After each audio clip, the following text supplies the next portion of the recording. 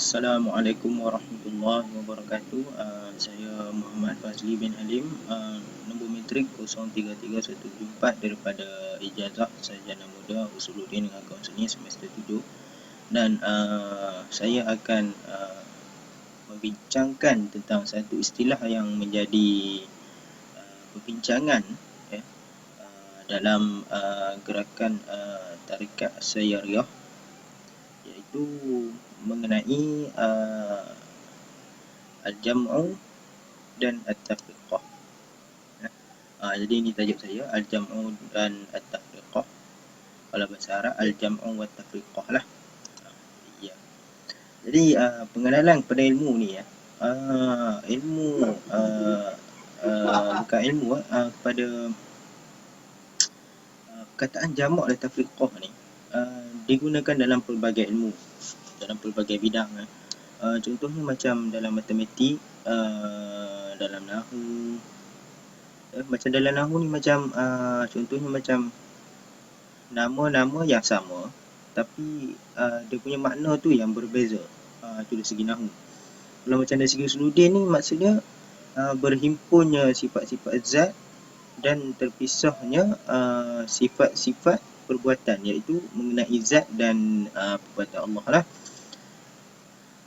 Itulah contohnya macam dari segi sifat-sifat zat Allah tu macam murid, dan daripada sifat-sifat fi'il Allah tu macam khaliq, iaitu yang menciptakan atau yang membuat. Setiap istilah yang diguna ni dalam mana-mana ilmu tu dia mengikut kesesuaian dan ikut perbahasan yang kita nak bahas lah. Jadi seterusnya kita tengok konsep jam'u wa tafriqah menurut ulama sufi, menurut pandangan Syekh Ujwiri sendirilah. Al-jam'u iaitu berkehendak Allah kepada sesuatu. Firman Allah Subhanahu wa taala, Allah menyeru supaya kamu untuk masuk ke kampung yang selamat dan sejahtera. Lepas tu yang seterusnya mengenai at-tafriqah ni merupakan menurut pandangan beliau merupakan satu suruhan dan larangan daripada Allah. Contohnya firman Allah, Allah memberi petunjuk kepada sesiapa yang dikehendakinya untuk membuat petunjuk, untuk mendapat petunjuk darinya. At-tafriqah ni kalau kita tengok di mana Allah memisahkan kita daripada jalan kebenaran. Allah memisahkan kita ke jalan kebenaran daripada jalan kesesatan. Contoh suruhan dan larangan dalam at-tafriqah ni macam kita tengok kisah di mana kisah Nabi Ibrahim diberi Allah mengarahkan Nabi Ibrahim ni untuk menyembelih anaknya, iaitu Nabi Ismail. Dan itu merupakan suruhan daripada Allah, tapi dalam masa yang sama bukanlah Allah menyuruh Nabi Ibrahim itu menyembelih Nabi Ismail. Sebab apa? Kat situ kita tengok Allah telah menggantikan Nabi Ismail ni dengan seekor kibas. Mana kat situ satu larangan lah. Okay, seterusnya kita tengok definisi at-tafriqah pula. Definisi dari segi at-tafriqah ni ialah perkara yang dipisahkan oleh Allah dengan segala perbuatannya. Lepas tu kita tengok al-jam'u, iaitu perkara yang dihimpunkan oleh Allah dengan sifat-sifatnya. Okay, setelah kita tengok perselisihan faham antara ahli sunnah mengenai istilah al-jam'u wa tafriqah ni sendiri. Dia antara salah faham perselisihan faham antara ahli sunnah yang berlaku ni, antaranya mereka mengatakan, mereka menyifatkan al-jam'u dan at-tafriqah itu dengan makna tauhid.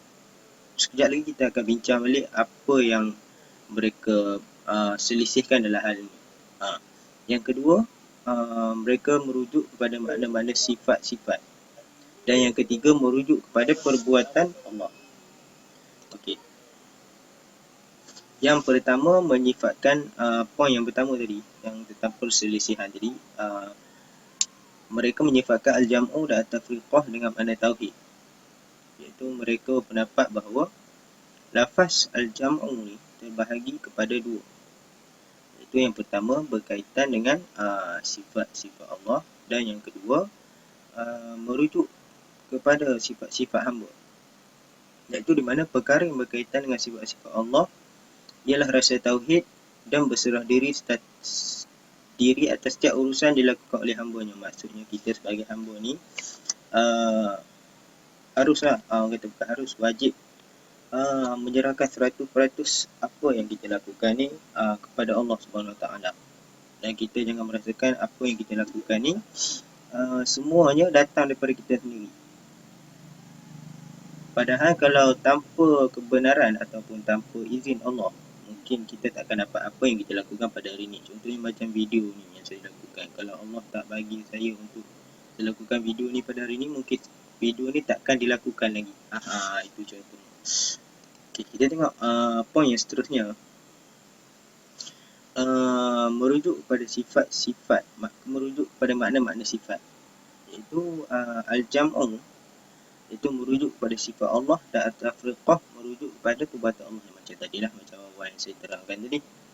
Lepas tu perbuatan hamba tiada campur tangan dalam al-jam'u dan at-tafriqah, kerana tiada apa yang boleh menghalang sifat ketuhanan bagi Allah.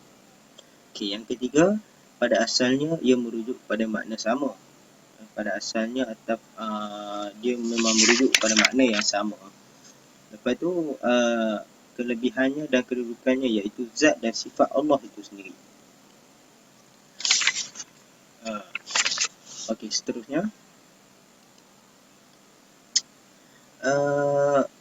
sambungan daripada keterangan yang sebelumnya tadi.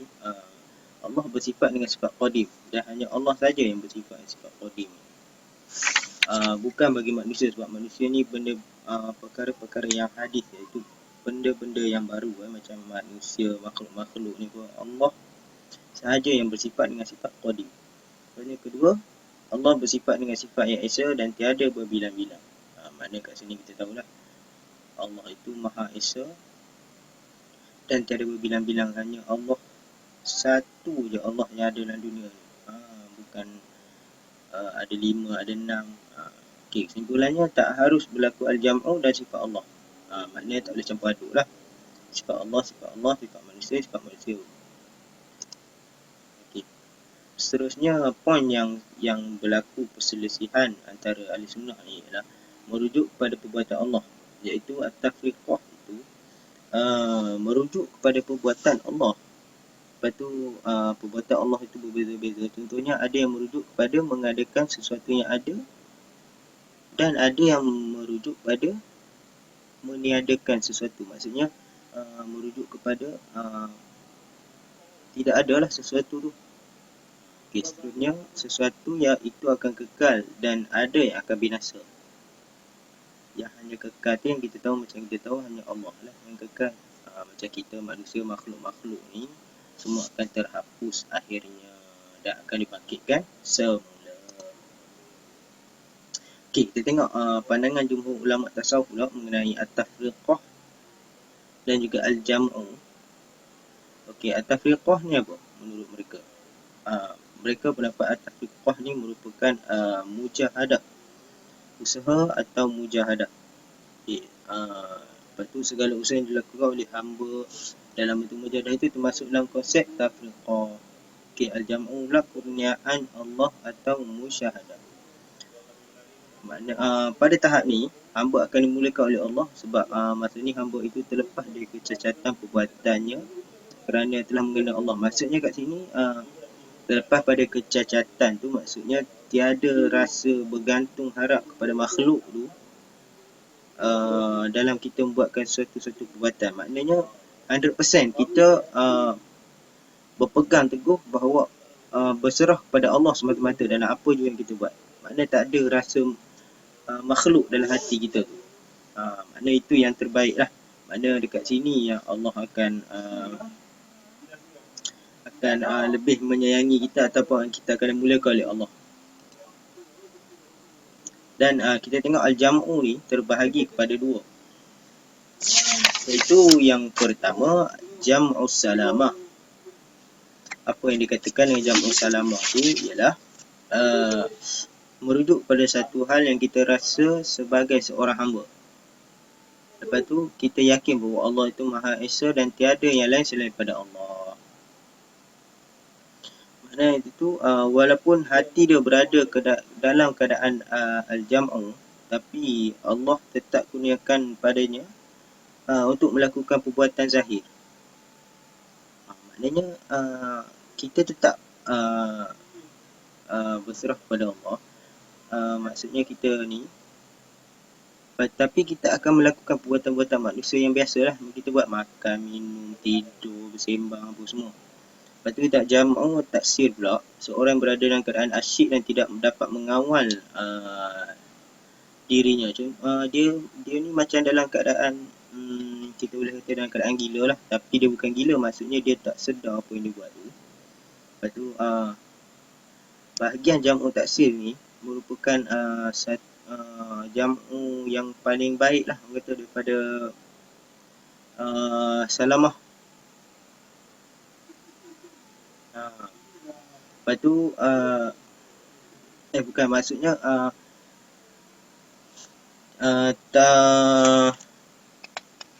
okey, seterusnya kita tengok dan akhir sekali kesimpulan daripada semua ni, apa yang kita dapat daripada konsep jam'u tafriqah ni ialah jam'u ni kesimpulannya tiada makam tertentu atau khusus dan bukan hal kerohanian yang berasingan. Dan at-tafriqah ni terpisah artinya dari segala hal dengan Allah Subhanahu Wa Taala. Jadi saya rasa sekian saja daripada saya. Assalamualaikum warahmatullahi wabarakatuh.